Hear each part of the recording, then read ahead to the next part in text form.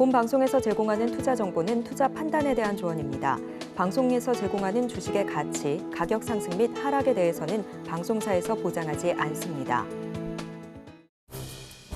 실시간 정보 브리핑입니다. 미국 연준의 아드리아나 쿠글러 이사가 자신은 지난주 FOMC 회의에서 50bp 인하를 강력하게 지지했다고 밝혔습니다.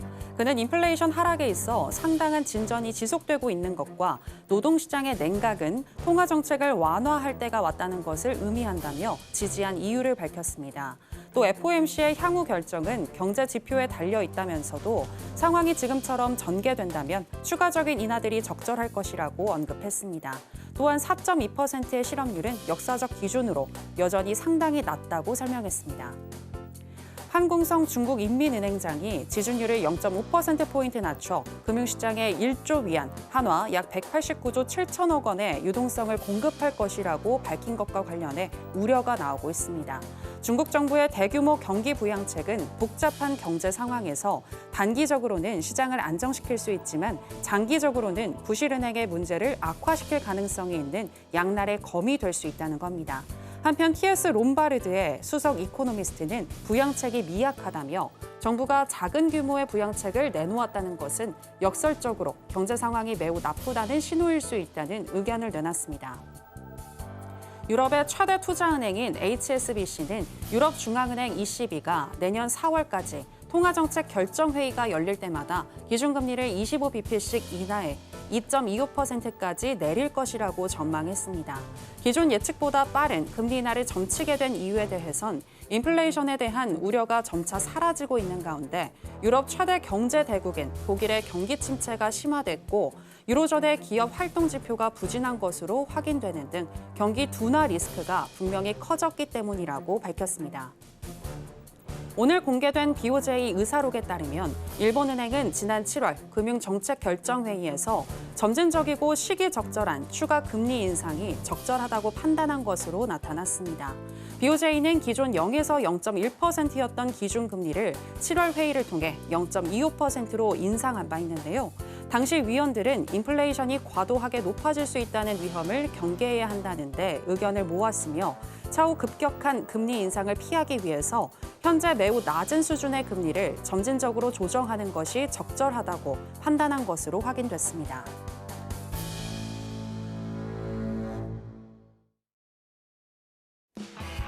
지금은 해선시대. 여러분 안녕하세요. 해외 선물 상황을 가장 빠르게 알려드리는 시간 해선시대 정유현입니다.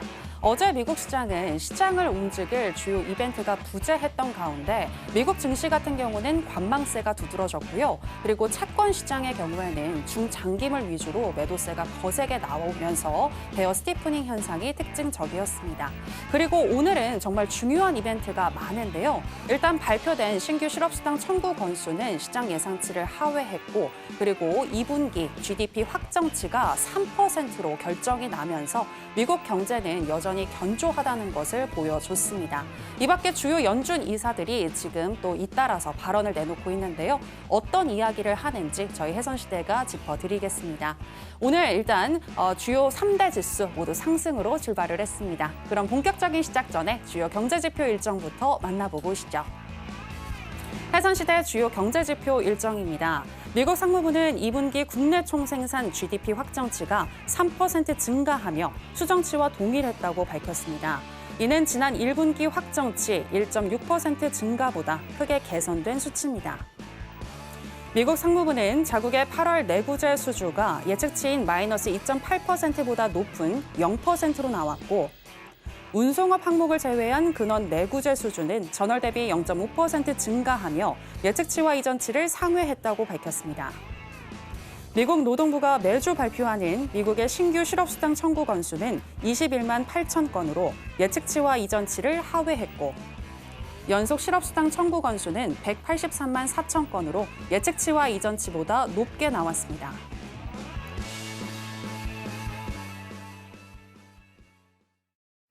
네, 주요 경제지표 일정 만나보고 오셨고요. 오늘 목요일은 또 어떤 마스터와 함께 하는지 먼저 화면으로 보시겠습니다.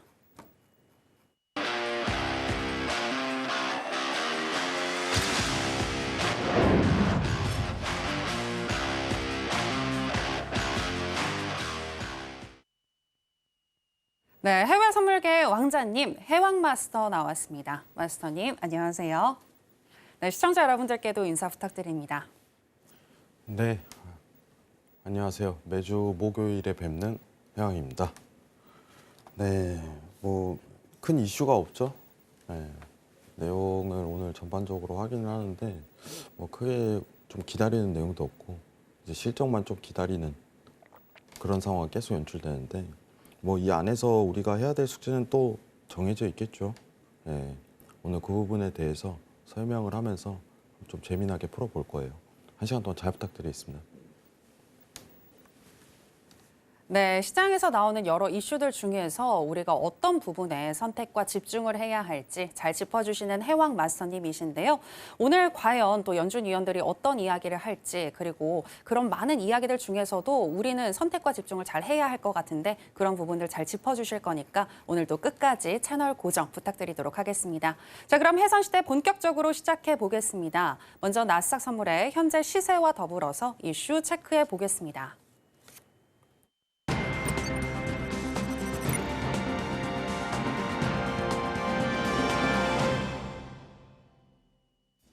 네, 나스닥 선물 차트 보시겠습니다. 오늘 개장 전 GDP와 신규 실업수당 청구 건수 발표 이후에 우상향하면서 2538선까지 터치를 했는데요. 그리고 개장 이후에는 상승폭이 줄어드는 모습 나타났습니다. 쭉 우하향하면서 10시 48분경에는 2405선까지 터치를 했고요. 그리고 현재 시점에서는 1.15% 정도 상승한 2423선 지나가고 있습니다. 자, 그럼 나스닥과 관련한 이슈도 체크해 보도록 하겠습니다. 네, 먼저 앞서서 오프닝 때도 말씀드렸지만 현재 미국의 채권 시장에서 베어 스티프닝 현상이 나타나고 있습니다. 이 베어 스티프닝 현상이란 장기채 금리가 단기채 금리보다 더 빨리 오르는 현상을 뜻하는데요. 이로 인해서 국채 수익률, 곡선의 기울기가 가팔라지는 현상입니다. 보통 베어 스티프닝은 경제 사이클의 확장 국면에서 나타나곤 하는데 최근 미국 경제가 연착륙할 것이라는 기대감이 확산될 때 따른 분석으로 지금 나오고 있습니다. 일반적으로 장기채 금리가 단기채 금리보다 수익률이 더 높은 것이 정상인데 2년 넘게 지속되던 장단기 금리차 역전 현상이 연준의 기조 전환을 맞아서 해소되기 시작하더니 이제 정상화에 박차를 가하고 있다는 분석이 증권가에서는 나오고 있는데요. 관련해서 이야기 나눠보도록 하겠습니다. 자, 그리고 계속해서 두 번째 이슈도 먼저 살펴드리겠습니다. 오늘 두 번째 이슈는요, 반도체 업황 피크아웃에 대해서 이야기를 나눠볼까 하는데요. 오늘 특히 우리 대한민국 시장에는 반도체가 시장의 주도주였다라고 해도 과언이 아닌데 이와 관련해서 이슈가 나왔기 때문입니다. 바로 월가의 투자금융회사인 에버코어 ISI가 반도체 업황에 대해서 낙관적인 의견을 낸 것인데요. 에버코어의 한 전략가는 기술적으로 봤을 때 반도체 주식들이 주요 지지선 위에서 이중 바닥을 형성했고 고점에서 여전히 13% 이상 떨어져 있는 것을 지적하면서 특별한 인플레이션 리스크가 없고 또 금리 인하 국면에서 반도체는 4분기에 최고 승자가 될 수 있을 것이라고 분석을 했습니다. 또 최근 모건 스탠리가 디램, 메모리 반도체 수요 둔화와 또 AI용 반도체 과잉 공급을 지적하면서 반도체 업황에 겨울이 올 것이라고 비관론을 냈는데 이에 정면으로 반박하는 의견이라 더 주목을 받았고요. 또 간밤 마이크론이 호실적을 발표하면서 반도체주 특별히 또 주목을 받는 모습들이었습니다. 관련해서 이야기 나눠보도록 하겠습니다. 네, 먼저 첫 번째 베어 스티프닝 현상에 대해서 이야기 나눠볼까 하는데요. 지난번에 출연을 하셨을 때 장단기 금리차 역전 현상이 유지가 되다가 해소됐을 때 경기 침체를 조심해야 한다라고 하셨는데 이제 그 우려는 줄어들었다라고 봐도 될까요? 어떻게 보시나요? 일단은 자, 여기서 드리는 말씀은 철저히 제 주관적인 생각임을 좀 분명히 밝혀야 될 것 같아요. 네네. 네. 지금 시장이 안정되고 있다는 느낌을 계속 주잖아요. 네. 네, 미증시 S&P는 뭐 신고점 갱신했고, 예. 뭐 이제 나스닥 지수도 이제 신고점 갱신 가능성을 계속 제시를 하니까 가능성이 굉장히 넓어지는 폭이고, 뭐 그러면은 이런 얘기가 나와요. 지금 타이밍 뭐죠? 금리 인하하고 있죠. 네, 여러분들. 자, 물가는 안정됐어. 그렇기 때문에 고용이나 우리 실업률을 신경 쓰기 위해서 금리 인하를 조금 강도를 좀 진행을 해야 될 것 같아. 그러면 금리 인하가 들어간다는 건 마치 어떤 착각을 일으키냐면은 시장이 굉장히 정상화되고 연착륙하는 분위기를 이끌어내는구나라고 착각을 일으킬 수가 있어요. 여러분들. 네. 그러면서 이제 자금에 대한 유동성이 늘어나는 과정인 거죠. 상황이. 그러면서 시장은 더불어 상승하는 효과를 보여주게 되겠지만은 제가 여기서 드리는 말씀은 지금은 정리하는 기간입니다. 오히려. 지난번과 마찬가지. 네, 네. 떨어질 때 정리하지 말고 안정적으로 오르고 있을 때 정리를 해야 돼요. 네, 저는 그 기조는 변함이 없을 것 같아요. 10월까지 계속해서. 그리고 11월, 12월 계속 지켜보겠죠, 상황을. 근데 지금까지도 뭐 이제 더 오를 것 같은 이런 생각을 가지신다면은 스스로의 판단을 좀 내리셔야 돼요. 네. 제가 얘기를 드리는 거는 실적은 좋게 나올 거예요. 실적은 좋게 나옵니다. 뭐 AI 관련주나 이제 반도체나 실적은 이제 어떻게 보면 개선이 되겠죠. 왜냐면은 성장성이 좋아요. 네. 수요층도 너무 단단하고. 근데 여러분들 제가 드리고 싶은 말씀은 뭐냐면은 시장에 대한 위기는요. 시장에 대한 우리가 사는 주식에 대한 가치라든가 그거는 시장에 대한 유동성 위기를 맞게 되면 의미가 없어져 버려요. 그때부터는. 굉장히 간단하게 이해를 하시는 게 제일 편해요. 네. 지금 일단은 채권 시장부터 좀 얘기를 해보죠. 베어 스티프닝이 뭐예요? 앵커님께서 얘기를 해주셨는데 네. 뭐 장기 금리가 더 오르면 베어 스티프닝이라고 하겠죠. 네. 근데 우리가 장단기 금리 관련해 갖고 잠깐만 화면 좀 내려주세요. 예. 네. 우리 장단기 금리 관련해 갖고 이전에 관련해서 얘기를 했는데 근데 베어 스티프닝은 장기 금리가 더 단기 금리가 올라간다 이건데 근데 앞에 왜 베어가 붙을까요? 채권 시장에서는 안 좋게 인식을 해서 네. 주식 시장에서는 안 좋게 봐요. 이걸 베어라는 거 자체가 이제 이제 곰. 곰. 네. 네. 불장. 반대는 뭐예요? 불 베어 반대.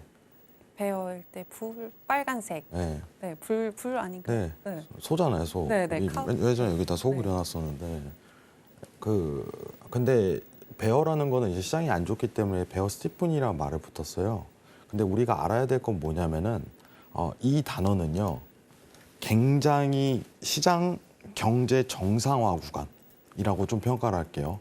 금리가 중립금리가 지금 우리가 몇 프로죠? 지향하는 게 미국이 3%대잖아요.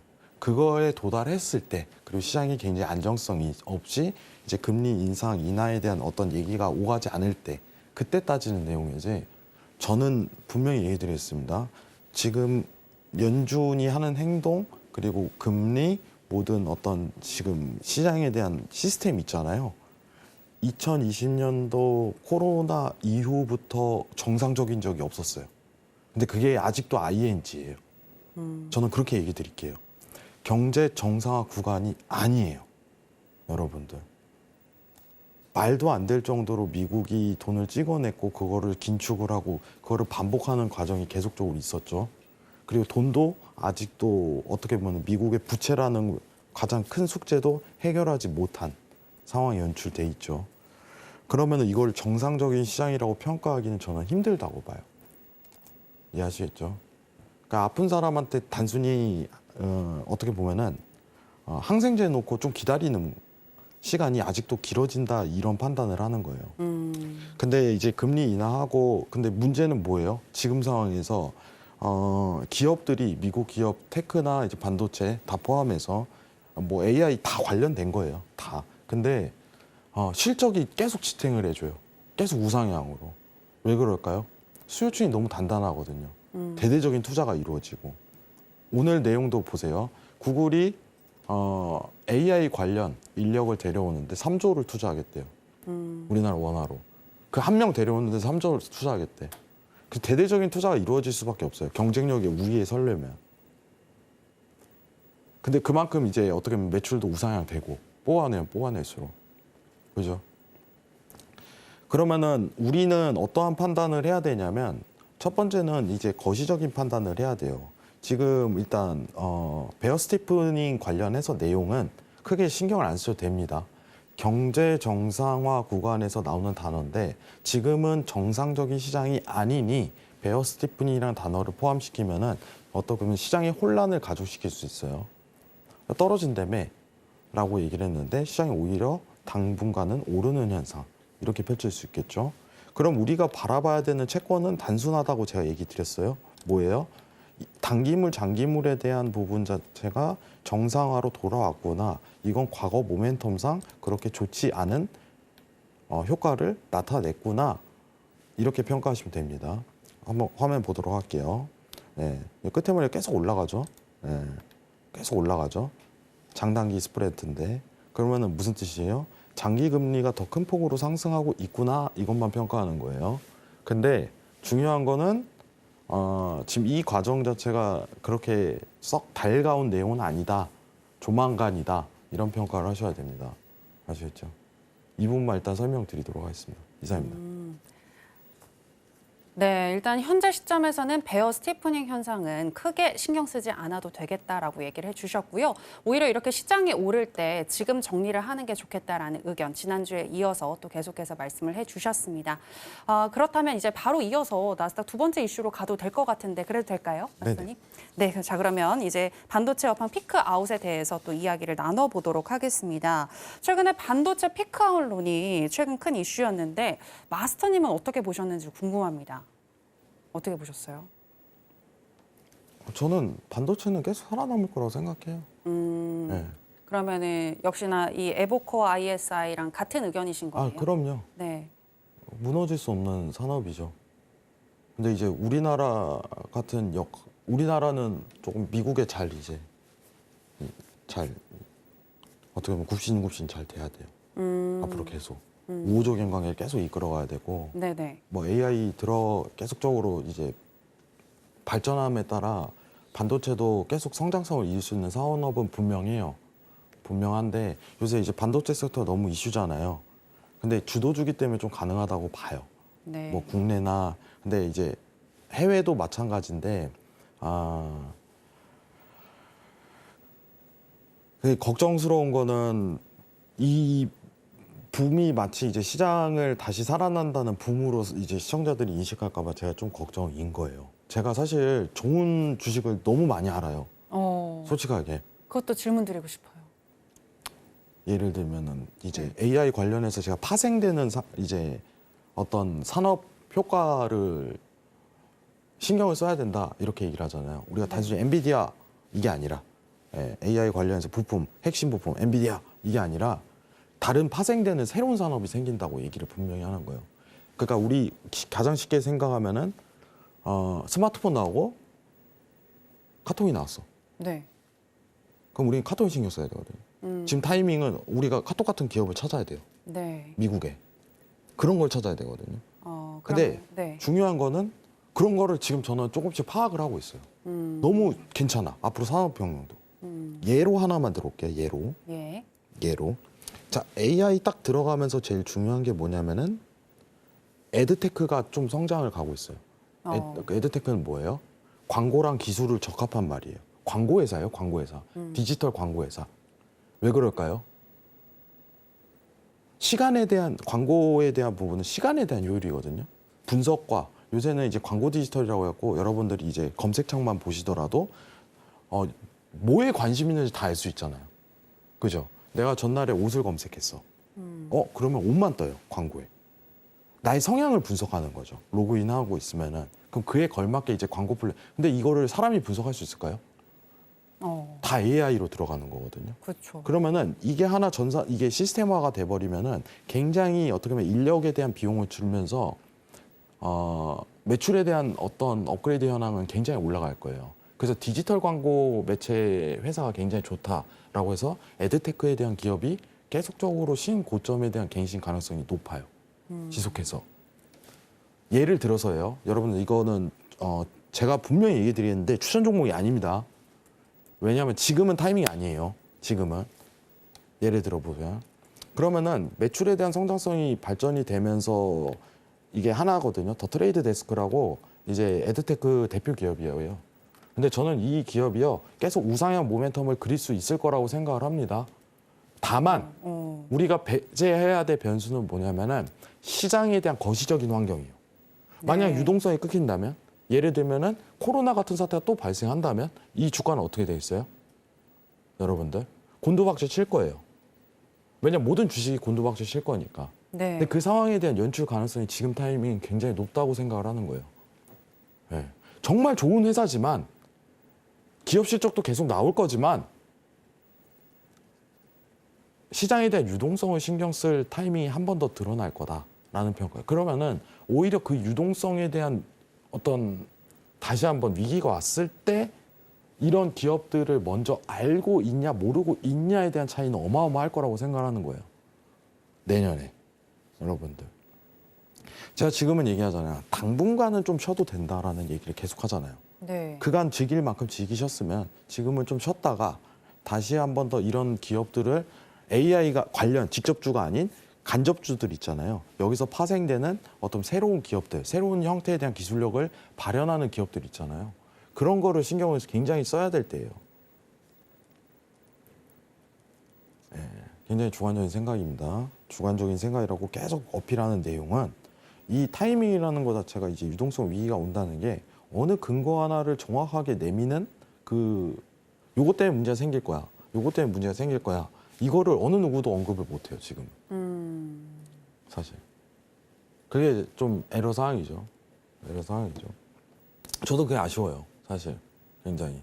그 부분을 제가 어떻게 보면 캐치를 하고, 야, 이 부분에 문제가 생길 거야. 라고서 어떤 여러분들한테 어떤 근거를 제시하지 못한다는 것 자체가. 근데 너무 이제 그때 우리가 리먼 사태 때 보듯이 리먼 사태 왜 그때 거품론이 계속적으로 이어졌냐면은 신용평가사에서 그 어떤 상품에 대한 부분을 너무 높은 등급을 계속 매겼잖아요.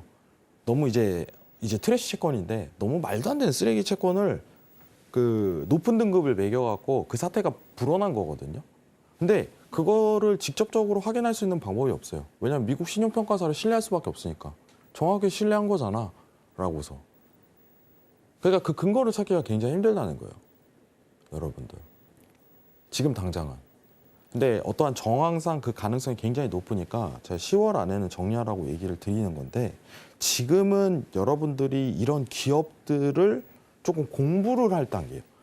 이게 뭐냐면은 그럼 예를 들면 우리가 관심 종목에 계속 확인을 하면서 내가 알아보기 쉽게 추가를 해놔야 돼요. 아, 이 회사는 어떤 회사지? 이 회사는 어떤 회사지? 그러면은 우리가 실제로 보는 거는 앞으로 이제 기업 실적 발표라든가 어떤 얘네가 앞으로 모멘텀을 어떤 식으로 방향성을 잡냐, 디지털 회사가 어떤 느낌을 주냐, 어떤 부분에 OTT 사업을 어떤 방향으로 진행하냐, 경영진은 누구냐, 이런 거 한 번씩만 체크를 해두는 거예요. 그 기간이에요, 지금. 추후 대비를 위한. 그럼 그 기업 분석을 한번 보게 되면은 어떻게 보면 새로운 게 나왔을 때 바로 이해가 될 거라고 생각을 해요, 저는. 굉장히 단순하게 좀 정리만 해드릴게요. 앞으로 해야 될 숙제를. 10월 안에 조금 현금화 가능성 자체를 굉장히 높이 평가하시고 준비는 하셔야 돼요. 지금 뭐 S&P, 나스닥, 신고점 갱신 막 들어가고 있는 타이밍이 굉장히 좋은 시간대예요. 정리를 하는. 이런 표현을 할게요. 정리를 하는이에요. 시장이 막 하락하고 있을 때, 이거 이제 정리해야겠다. 이런 타이밍이 아니라 오르고 있을 때 오히려 위에 우리 여러분들 이제 트레이딩 하다 보면 그게 나오죠. 주식이나 해서이나 어떤 하시는 분들 특징이 뭐냐면 이때 팔 걸. 네. 예, 저는 그 기간이라고 생각을 해요. 여러분들. 이건 안 바뀔 것 같아요. 예. 여태까지 잘 해왔는데 또 한 번 저는 증명을 해야겠죠. 여기서. 예. 근데 제가 시청자분들한테 얘기 드리고 싶은 건 분명히 좋은 기회가 올 거예요. 예, 늦지 않았어요. 예, 늦지 않았습니다. 좋은 기회가 옵니다. 근데 지금 뭐가 계속적으로 저는 10월까지 좋은 뉴스가 계속 쏟아질 거라고 생각을 해요. 진짜 좋은 뉴스만. 야, 이제 연착륙했구나. 안정됐구나. 막 뉴스가 쏟아질 거예요. 제일 위험한 구간. 판단을 내가 잘못 세울 수 있거든요. 그 외신 하나로. 국내 언론 하나로. 그러면 그 추후에 있을 좋은 기회를 놓칠 가능성이 저는 굉장히 높다고 생각해요. 여러분들. 뭐 그런 관련된 내용은 제가 이제 서서히 이제 좀 준비를 할 거예요. 같이 이런 회사 한번 알아봅시다. 이런 회사 한번 알아봅시다. 이런 식으로 같이 공부하는 시간을 좀 마련을 할 거예요. 근데 중요한 거는 지금 너무 이제 좋은 내용이 나온다고 해서 들들 필요가 없습니다. 굉장히 위험한 구간이에요. 제 입장에서. 오히려 좋은 시간대예요. 정리를 할 수 있는. 그것만 좀 체크해 주시길 바랄게요. 네. 이상입니다. 네, 10월 말까지는 현금화 완료하자 여러 번 오늘 강조해주고 계시고요. 그리고 반도체 업황은 계속 살펴봐야 하는데 AI 관련한 기업보다도 여기에 파생되는 기업들 살펴볼 필요가 있겠다라고 하시면서 현재는 어떤 기업들이 있는지 공부할 때다라고 얘기를 해주셨고요. 또 에드테크 관련한 기업들도 잘 살펴보면 좋겠다라는 얘기까지 들어볼 수 있었는데요. 마스터님 추가적으로 만약 마스터님과 함께 하시게 되면 마스터님은 어떤 기업들 주목하고 계신지 알려주시나요? 네. 일단은 저도 지금 많이 보고 있어요, 사실. 네. 예를 들면은 최근에 이제 판단을 해야 되잖아요, 개인적인 이슈는. 예를 들면은 지금 인텔을 인수한다, 뭐 한다 이런 얘기도 많잖아요. 네. 근데 지금은 단순히 이제 인수 문제로 이제 저가 반등, 왜냐하면 워낙 인텔이 무너져 있으니까 그런 형태가 있잖아요. 근데 인텔을 인수하고 나서 어떤 사업에 대한 형태를 진행하냐 발표 전까지는 인텔은 사기 힘든 주식이에요. 왜냐하면은 지금 당장 엔비디아를 이길 수 있는 기술력 자체가 거의 없어요. 어떤 앞으로 인수를 하고 나서 이 평가 사업 형태를 나아가냐에 대한 방향성이 제일 중요한 거지. 제가 이제 제일 보고 있는 거는 뭐예요, 여러분들? 1번이 뭘까요? 이제 주식을 살 때 제일 중요하게 생각하는 거. 실적? 아닌가 아니면 성장성? 일단은 최고 거시적인 환경부터 봐요. 시장이 정상화 구간이냐, 네. 아니면 비정상화 구간에서 유동성은 ING 형태로 들어갈 수 있는 구간이냐, 이거예요. 이게 제일 1순위예요. 왜냐하면 주식시장이라는 건 뭐예요? 돈이 계속적으로 이제 우리가 피가 흐르듯이 계속적으로 심장으로 피가 쏠려야 돼요. 회전이 들어가야 돼요. 예. 피가 몸에 돌잖아요. 이게 시장이 계속적으로 들어가야 돼요. 그러면 내가 부동산 사냐 주식을 사냐 이 결정을 할 때 주식이 지금 굉장히 사기 안정적인 구간이다라고 첫 번째 평가를 하겠죠. 그럼 두 번째 평가는 뭐예요? 어떤 산업이 가장 적합할까? 이거잖아요. 지금 뭐예요, 여러분들? 지금 뭐가 있을까요? 앞으로 계속 진화할 수 있는 산업은? 아무래도 AI. 네. 네. AI도 있고 뭐 이제 배터리도 있겠죠. 당연히. 네네. 왜냐하면은 그리고 이제 에너지 관련주. 에너지에서는 뭐예요? 석유 뭐 이런 제품이 아니라 전력 관련해서. 과연 전력 관련해서 관련 핵심 이제 회사는 어떤 회사들이 있을까? 전력 인프라를 어떻게 깔고 있을까? 그럼 정해져 있어요. 앞으로 이거는 될 수밖에 없겠구나라고 판단을 해야겠죠. 네. 여러분들. 굉장히 간단하잖아요. 그죠? 그러면은 이 안에서 이제 섹터를 구분하고서 그 다음에 우리가 이제 회사를 그 다음 서칭을 하는 거예요. 그럼 그 회사를 마무리로 할 때는 뭐예요? 앞으로 어떤 산업 형태, 뭐 제일 중요한 건 이거예요. 앞으로 기업 실적에 대한 예상치가 다 떠요. 어쩔 수 없이. 이건 당연히 우상향해야 돼요. 당연히. 산업만 맞고 이것만 되면 웬만하면 종목이요, 수익을 내는 가능성이 굉장히 높아요. 사실.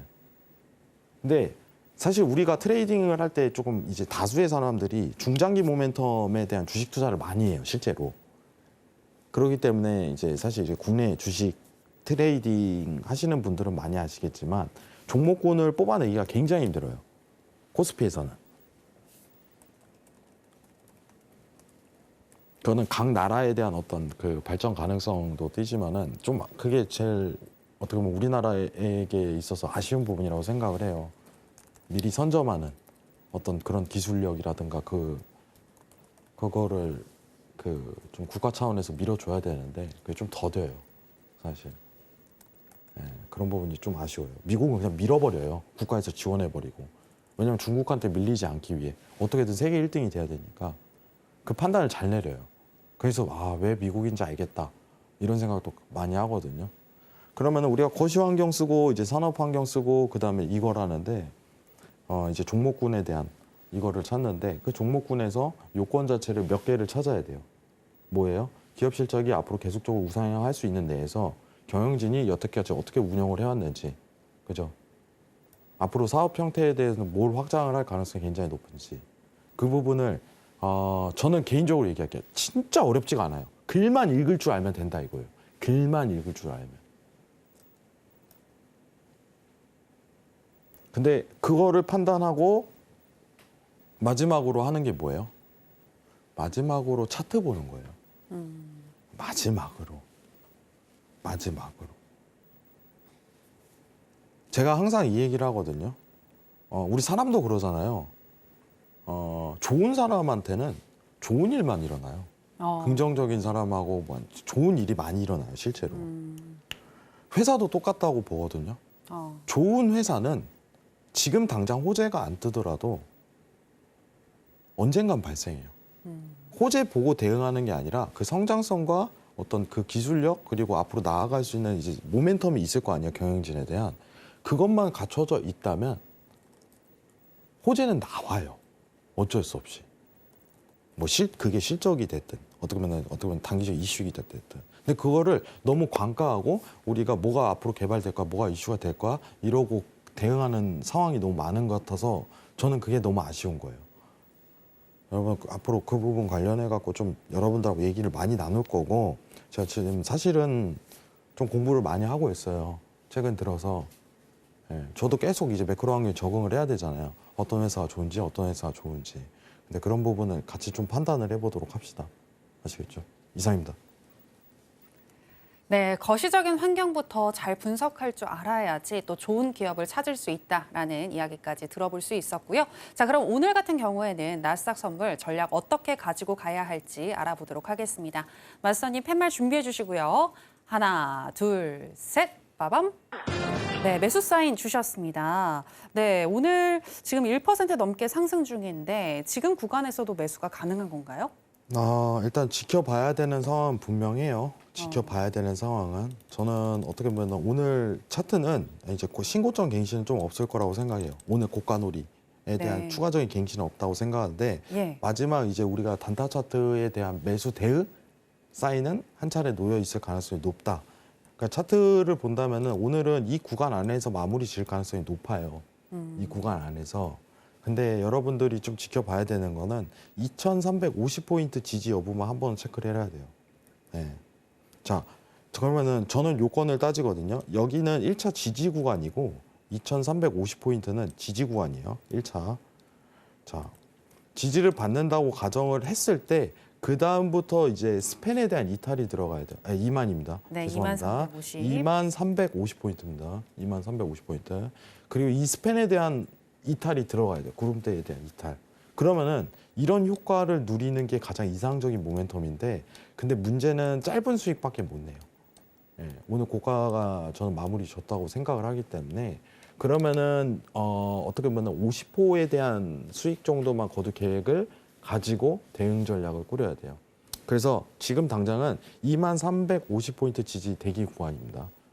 네, 여기서 사자 이게 아니라 네네. 이 구간이 지지를 받는 걸 체크하고 일목균형표상 구름대 돌파가 좀 들어가는지 체크를 해봐야 되는 여부가 있어요. 그 돌파 때 이제 매수 대응을 하는 거예요. 네. 아시겠죠? 이상입니다. 네, 알겠습니다. 오늘 같은 경우에는 2538선이 고점이 될 가능성이 있고 2350포인트를 지지하는지 잘 살펴봐야 한다라고 하셨습니다. 지금 바로 매수는 아니고 2350포인트 지지받는지 일단 확인을 해주시고요. 그 다음에 일목균형표상 또 구름대를 돌파하는지 이 부분 확인하신 이후에 매수로 진입 사인 주셨습니다.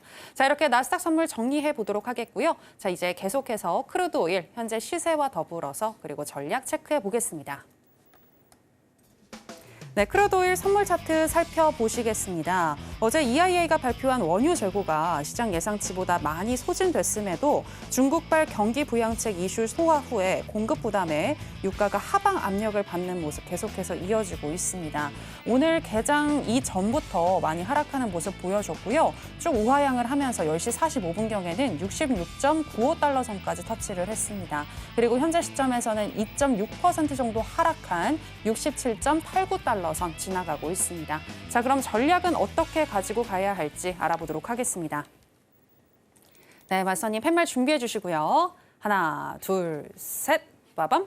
매도 사인 주셨습니다. 네, 다시금 70달러를 이탈한 오일인데 네, 더 떨어질 거라고 보시는 건가요? 아, 이게 좀 어려운 구간이에요, 사실. 어려운 구간인데, 만약에 매도를 보면은 좀 여기가 이제 차트만 좀 설명을 드릴게요. 뭐 원인은 제일 큰 거는 앞으로 수요 부진에 대한 이게 원인이 가장 높다고 생각을 하고, 예. 지금 일봉이에요, 일봉. 일봉상 문제가 뭐냐면은 일단 오펙이랑 미국 관련 이슈는 없어요. 예, 뭐 전쟁 이슈 뭐 이런 데 여러분 전쟁이 주가를 움직이진 않아요. 이거 진짜 확실하거든요. 예? 전쟁 이슈 보지 마세요. 여기 유가 트레이딩 하시는 분들이 막 이제 무슨 전쟁 이슈 반발 뭐 어디서 싸운다 이런 얘기 꺼내는데 그 시장에 영향 거의 없어요. 그냥 항상 있는 내용인가요, 그건? 예전에 컸어요. 네. 한 10년 전까지만. 근데 그 이후부터는 이제 주요국 관련성이 없으면 시장 영향이 거의 안 미치더라고요. 예. 근데 지금은 제가 느끼는 부분은 유가 관련해서는 좀 50달러까지는 하락 가능성이 놓여요. 50달러까지요? 예. 아, 그게 막 큰 건 아니에요. 어. 예. 뭐 여러분 아시다시피 우리 앵커님 리액션 굉장히 강하시긴 한데 네, 제가 좀 리액션이 큽니다. 네.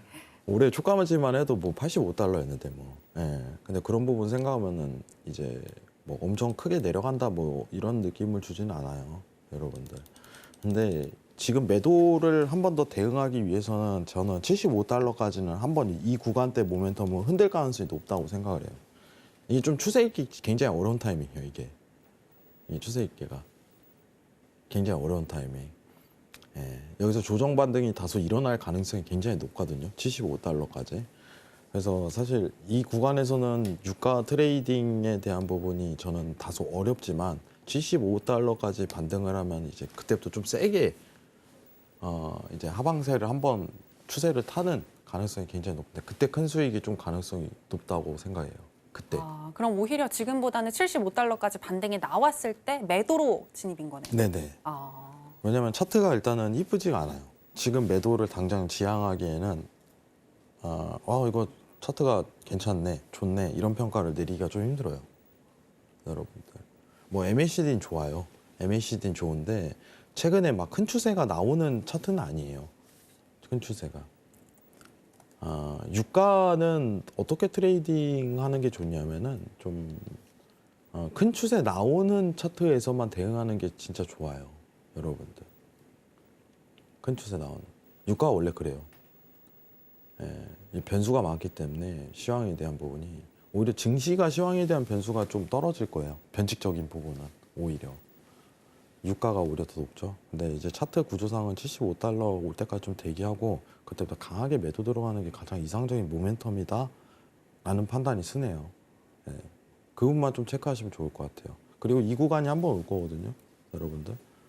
여기 보시면은 이게 스타트 구간이에요. 스타트 구간. 우리가 본격적으로 매도 보는 구간은 이 구간에 해당되거든요. 이런 구간. 여기서 매도, 여기서 매도. 예. 우리가 원하는 거 항상 꼭지점부터 매도로 보고 싶어 하잖아요. 이런 구간에서. 이런 건 안 돼요. 여기 힘들어요, 진짜. 오히려 이런 구간. 그래서 지금 상황은 75달러 지지받고 오히려 더 내려갈 수 있을 가능성이 높으니까 이러한 모멘텀이 한 번 더 발견됐을 시 그때부터 매도로 공격적으로 대응하시는 걸 좀 추천드리도록 할게요. 아시겠죠? 그때 큰 수익 낼 수 있어요, 유가는. 이상입니다. 네, 크루드 오일 짚어주셨습니다. 선물의 경우에는 매수와 매도로 양방향 전략이 가능하다는 게 메리트인데 오늘 매도 사인 들어주셨고요. 오일 같은 경우에는 현재 바로 지금 매도를 하는 건 아니고 75달러까지 반등을 줬을 때 그때 그 이후에 크게 하락할 가능성이 높으니 75달러 반등이 나왔을 때 그때 매도로 진입하시는 거 말씀을 해주셨습니다. 이렇게 크루드 오일까지 정리를 해보도록 하겠고요. 계속해서 골드 현재 시세와 더불어서 그리고 전략도 체크해 보겠습니다. 네, 골드 선물 차트 살펴보시겠습니다. 오늘도 사상 최고치를 경신하면서 개장 전에 2,700선도 돌파한 금입니다. 오늘 개장 전에 2,708선까지 터치를 했고요. 그 이후로는 차익 실현 물량이 나오면서 우하향했고 10시 52분경에는 2,677선까지 떨어졌습니다. 그리고 현재는 다소 횡보하는 구간에 들어섰는데요. 현재 시점에서는 강보합권인 0.11% 정도 상승한 2,687선 지나가고 있습니다. 자, 그럼 전략 체크해 보겠습니다. 네, 2,700선까지 또 터치를 한 금인데요. 현재 시점에서 어떻게 대응할지 알아보도록 하겠습니다. 마스터님 팻말 준비해 주시고요. 하나, 둘, 셋, 빠밤. 매수 사인 주셨습니다. 네, 오늘 매수인가 아니면 중장기적으로 매수? 단타 매수인데 어, 중장기는 진입 코스는 좀 안 나와요. 이 단가 너무 높기 때문에 네, 이거 금값이죠. 네. 난리예요. 아, 투자했었어야 되는데. 전 이런 말 좀 슬퍼요. 네, 저는 껄무새예요. 껄껄껄만 합니다. 너무 뭐 할 걸 이런 거에 대한 그러니까 이게 사실 이게 금값이 이렇게 오르는 게 이제 경기 침체랑 좀 관련성이 있겠죠. 네, 근데 아직도 오른다는 거는 사실 이제 불안정성인 심리적인 부분이 높다고 생각을 해요. 근데 그 부분도 있겠지만은 제가 이제 금에 대한 시황을 잘 얘기를 안 해요. 1번이. 왜요? 정황이 없어요. 아, 뚜렷하게 오르는 이유 뭐 이런 거? 네. 그러니까 단순한 이유는 이거예요. 인도랑 중국 쪽에서 사고 내건다. 있다. 네, 사고 있다. 네. 단순히 이 정황이거든요. 그리고 리스크, 지정학적 리스크 뭐 이런 거. 지정학적인 리스크를 느끼긴 하지만 그걸 갖고 대변하기 굉장히 힘들어요. 어. 금이라는 게. 그리고 뭐 금리 인하를 하면은 또 금에도 수혜가 오는 거 아닌가요? 그거는 이제 달러 이슈랑 좀 비슷한데 음, 예를 들면은 그 얘기를 할 것 같아요. 금을 분석할 때 예전에 제가 달러 차트를 굉장히 많이 봤어요. 왜 그러냐면 달러 가치가 하락하면 오르는 종목이 3개가 있었어요. 네, 정상적인 구간에서 금, 엔화, 10년물 국채. 셋 다 공통된 특징은 뭐예요? 안전자산이다. 그럼 안전자산에 대한 기준은 뭘까? 이렇게 얘기를 했을 때 공급이 제한되는 이런 표현을 하잖아요. 근데 여기 엔화가 왜 포함돼요? 라고 질문도 했었고 그때. 엔화는 근데 이제 일본 특성 때문에 왜냐면 외국인의 영향을 받질 않아요. 엔화 특징이. 왜냐면은 일본 채권을 사는 사람들의 특징은 뭐냐면은 자국민이에요. 만약에 한국 국채가 있어요. 그럼 주요 고객층은 누굴까요? 외인이에요. 근데 일본은요. 연기금으로 일본 국채를 사요. 다른 데 투자 안 하고. 그렇기 때문에 안전자산 성향이 굉장히 띈다. 근데 이게 미국 국채에 대한 부분이 변질이 됐죠. 최근에. 왜 그러냐면은 공급량을 너무 많이 뿌리니까 이 안전자산에 대한 성질 범주에 벗어난 거예요. 여러분들. 그럼 이제 국채는 제외가 돼버렸어요. 근데 엔화는 아직 존속하고 있죠. 근데 최고의 안전자산은 이제 금밖에 없어버린 상황이에요. 왜냐면은 금에 대한 공급은 컨트롤이 안 돼요. 근데 이러한 특성 자체가 있습니다. 특성이. 근데 중요한 거는 금값이 오르는 데 있어서는 단순히 이제 인도랑 수요 그런 부분이겠지만 뭐 아쉬워할 건 없어요. 예, 이 부분은 사실 저도 판단을 내리기 굉장히 힘들었고 왜냐하면 최근에 분석하는 내용이 원래 달러 인덱스가 어떻게 보면 하방으로 추세가 나오면은 금이 반대로 움직이는 성향을 보였기 때문에 이전과 같은 경우는 그 분석을 보였지만은 지금은 단순한 논리로 경기 침체 부분이 좀 더 확장되고 있어라는 분위기로 금값에 대한 부분을 평가하는 게 저는 모순에 굉장히 가깝다고 생각하는 거예요. 단순히 그 논리 하나로. 어떤 더 추가적인 근거가 필요했는데. 예전에 그 얘기를 한 적 있어요. 제가 이제 7, 8년 전일 거예요. 아마 이 자리에서 분명히 얘기를 했던 걸로 기억해요. 달러는 안전자산인가요? 여러분들? 아니니까 물어보시는 거 아니에요? 이제 시청자분들 생각하실 것 같아요. 이제 어떻게 보면 여기서 이제 가치관이 굉장히 갈려요. 많이들 근데 안전자산이라고 생각하는 것 같아요. 화폐는 네. 안전자산이 될 수가 없어요. 왜 그럴까요? 왜요? 국가가 마음대로 찍어낼 수 있잖아요. 공급을 맘대로 늘리고 줄일 수 있는 국가에 대한 권력이 있거든요. 네. 근데 금은 어떻게 돼요? 어느 누구도 공급량을 계속적으로 늘릴 수가 없어요. 공급이 굉장히 제한돼야지 안전자산에 대한 성격이 가는 거예요. 네. 10년물 국채가 안전자산에 대한 평가를 팬데믹 이후에 못 받는 이유가 너무 많은 국채를 찍어냄으로써 공급량을 늘렸기 때문에 안전자산에 대한 범주에 벗어나게 되는 효과랑 똑같다고 봐요. 팬데믹 이전에는 안전자산에 대한 성향을 꼈거든요. 근데 화폐는 안전자산이 아니라 제가 얘기할게요. 위험자산에 가까워요. 생각보다. 이해하시겠죠? 예. 예. 그러니까 이건 가치관의 차이예요. 어떤 기준이 굉장히 애매모호하잖아요. 근데 그 정도는 스스로에 대한 가치관을 좀 정립하시길 바라겠습니다. 뭐 이럴 수 있죠. 미국이니까. 예. 그런 가치관으로 들어갈 수도 있는 거예요. 근데 저는 그건 틀린 말은 아니라고 봅니다. 차이지만. 근데 제 기준에 있어서 금 대비해서 성향이 너무 위험자산이에요. 달러는. 그래서 일전에는 달러 인덱스가 떨어지기 시작하면 모든 안전자산이 오르는 성향이 굉장히 많이 보였었어요. 2020년 또 이전에는. 근데 지금은 그 기준치도 내세워지질 않아요. 상황이. 그래서 저는 금을 분석하는 게 단순히 차트밖에 없다고 생각을 해요. 차트밖에. 그럼 지금 차트 어때요? 여러분들? RSI 어때요? RSI. 예, 파고 들어가죠. 그럼 당분간은 우상향 모멘텀을 좀 더 추가적으로 그릴 수 있는 여지가 굉장히 놓여 있는 거예요. 여러분들. 어떤 그림이에요? 여러분들? 이런 그림이에요. 이런 그림. 이런 그림. 네, 보이시죠? 뭐 같은 효과라고 생각하시면 좋습니다. 예. 그러면은 이 부분에서 대응을 단순히 틱 차트로 단타만 노리셔야 돼요. 왜냐? 단가가 높잖아요. 높잖아.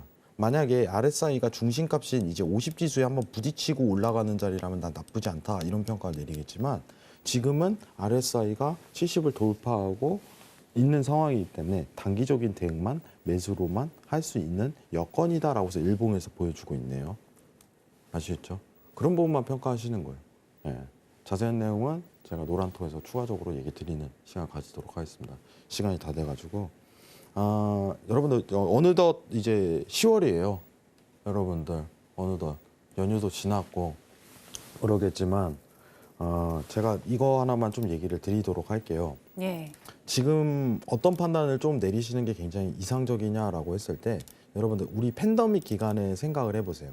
팬데믹 기간에 2020년도 차트를 한번 볼게요. 이 차트 한번 보죠.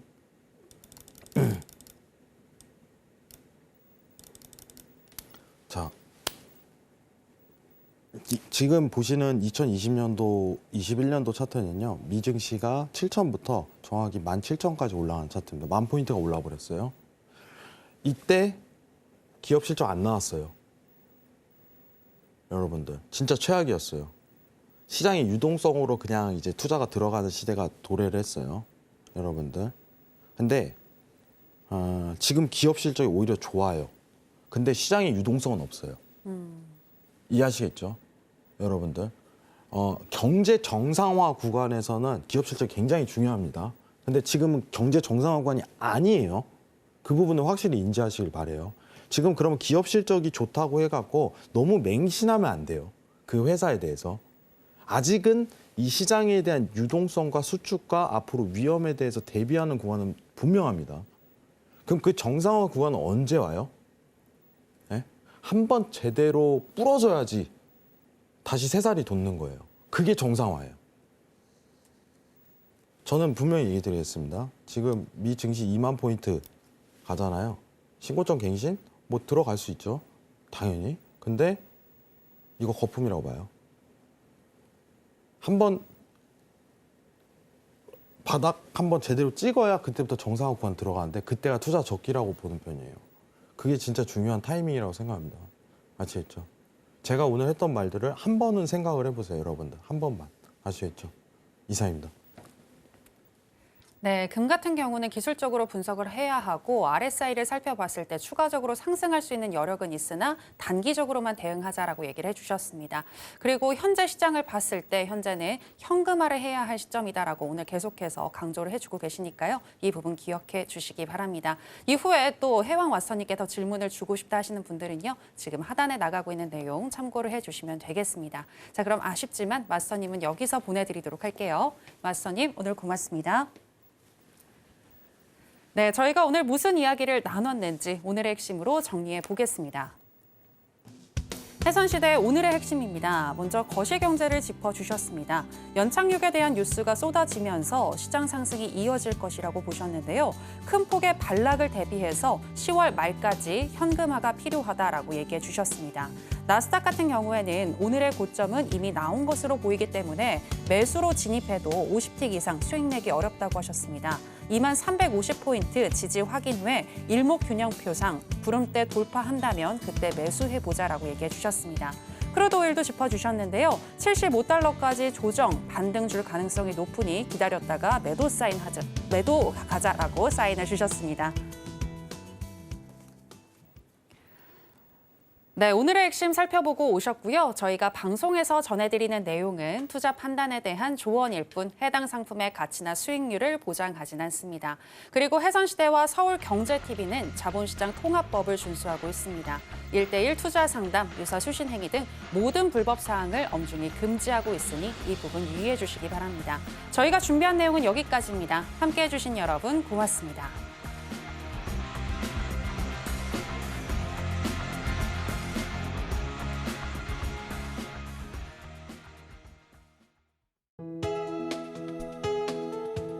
본 방송에서 제공하는 투자 정보는 투자 판단에 대한 조언입니다. 방송에서 제공하는 주식의 가치, 가격 상승 및 하락에 대해서는 방송사에서 보장하지 않습니다.